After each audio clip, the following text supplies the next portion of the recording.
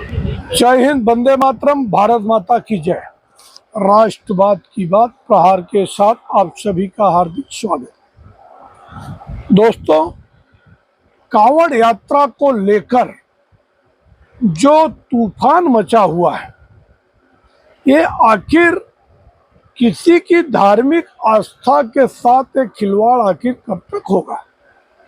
अगर हिंदुओं का पवित्र माह श्रावण माह, जो कि भोलेनाथ की महिमा का गुणगान होता है, इसमें उनके जो भक्त हैं वो इतने दूर दूर से हजारों किलोमीटर से चलकर कांवड़ लेके आते हैं।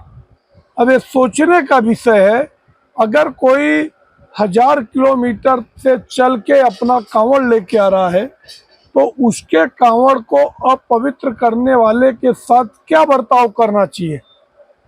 अगर ऐसे में उत्तर प्रदेश सरकार माननीय योगी आदित्यनाथ जी ने कहा कि सबको अपने दुकान के बाहर नेम प्लेट लगाना चाहिए, दुकानदार का नाम लिखना चाहिए और कर्मचारियों का वेरिफिकेशन होना चाहिए, तो मुझे तो नहीं लगता कि इसमें किसी को किसी प्रकार की आपत्ति होनी चाहिए। मगर हमारे देश में ऐसे ऐसे बुद्धिजीवी लोग हैं जो कि सिर्फ धर्म के नाम पे दो समुदायों में विद्रोह मचाकर सिर्फ अपना रोटी सेकना चाहते हैं।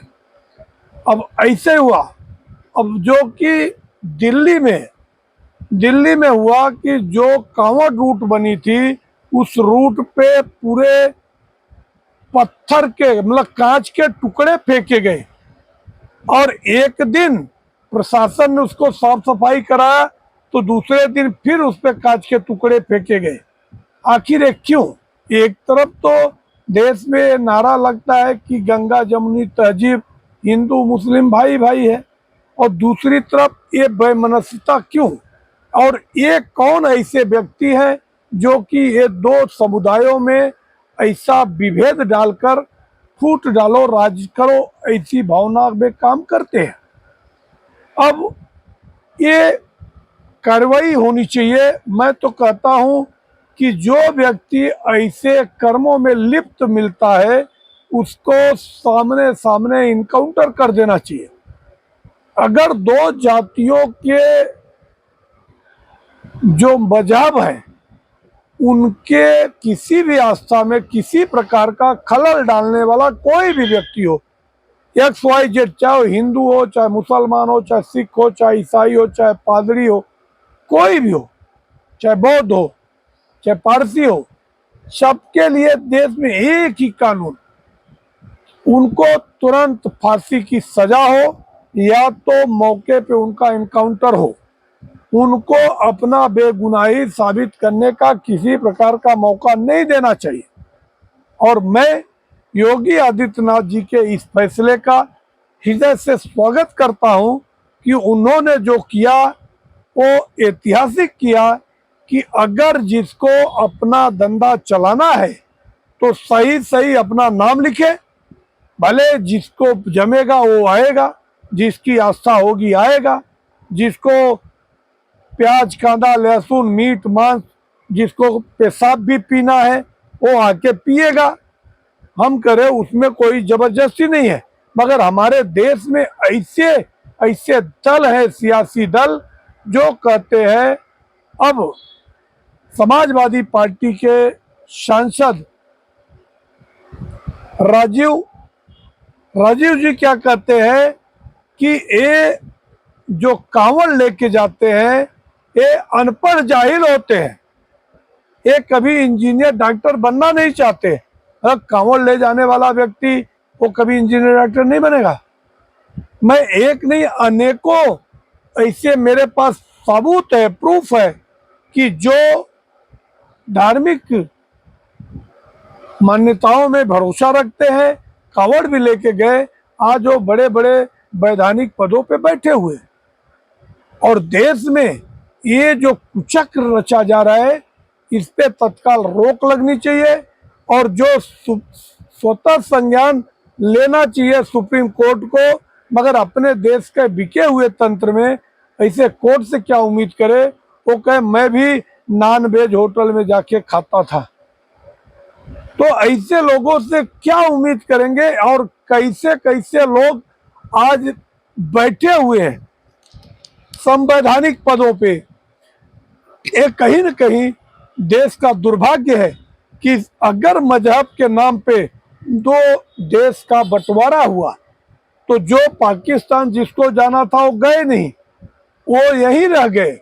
मतलब जितने काश्तकार जमींदार तो यहीं क्यों रह गए, क्योंकि उनके मन में पहले से था कि मैं इसको फिर से एक देश और डिवाइड करूंगा, भारत के एक टुकड़े और करेंगे। मगर मैं कहना चाहता हूं डंके के चोट पे कि अब किसी भी सूरत में मां भारती के टुकड़े नहीं होने चाहिए। और जितने भी देश विरोधी ताकतें, उनका नरसंहार होना चाहिए, उनका एनकाउंटर होना चाहिए, को फांसी की सजा होनी चाहिए, उनकी नागरिकता छीन लेनी चाहिए जो देश में रहकर देश के खिलाफ षड्यंत्र रचते हैं। उसके बाद और जो समाजवादी पार्टी या एआईएम जो भी है नफरत फैलाने वाले पार्टियों के ऊपर तत्काल बैन लगे। सुप्रीम कोर्ट के फैसले को भी जरूरत पड़ी तो पलटना चाहिए। क्यों? देश बहुसंख्यकों का है और बहुसंख्यकों ने पहले ही इतनी चोटें खा ली। भारत के दो टुकड़े हुए, पाकिस्तान बना, बांग्लादेश बना और सिर्फ नाम की सियासत की इंदिरा गांधी ने आयरन लेडी बन गई, जबकि उसका एक ही मकसद था। जो 28% हिंदू बांग्लादेश में थे उनको धीरे धीरे कन्वर्ट करके उनका कत्लेआम किया गया, उनको जबरन धर्म परिवर्तन कराया गया। मैं धर्म परिवर्तन के खिलाफ हूं। अब जैसे अभी जो छांगुर बाबा के जो राज मिल रहे उसको अब बदर करके बदर अंसारी जो कि गाजियाबाद की लड़की को कैसे फंसाता है, उसका कैसे ब्रेन वॉश करता है, कैसे उसका निकाह करवाता है, ये सब लोगों के ऊपर इनका जो मकसद है कि 2047 में, जहां एक तरफ मोदी कहते हैं कि 2047 में देश विकसित कंट्री बनेगा, वहीं इनका है कि 2047 में देश को सरिया वाला देश बना देंगे। और ये अपने मकसद में कामयाब हो रहे हैं कि ये छांगुर जो कि मग एक गली गली जाके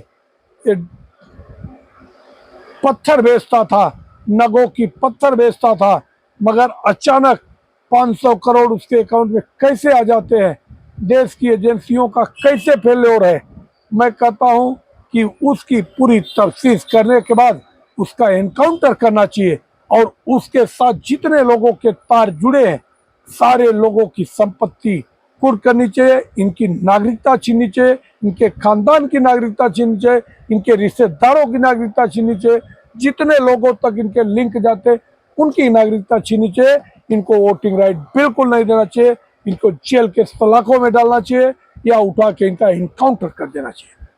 देश संविधान से चलेगा, देश हिंदुत्व से चलेगा। और ये देश 100 करोड़ हिंदुओं का है तो ये हिंदुओं को सुपुर्द कर देना चाहिए। आप लोगों को अगर हमारा विश्लेषण अच्छा लगे तो आप हमारे चैनल को सब्सक्राइब करें और अपने दोस्तों तक शेयर करें। जय हिंद, वंदे मातरम, भारत माता की जय। धन्यवाद।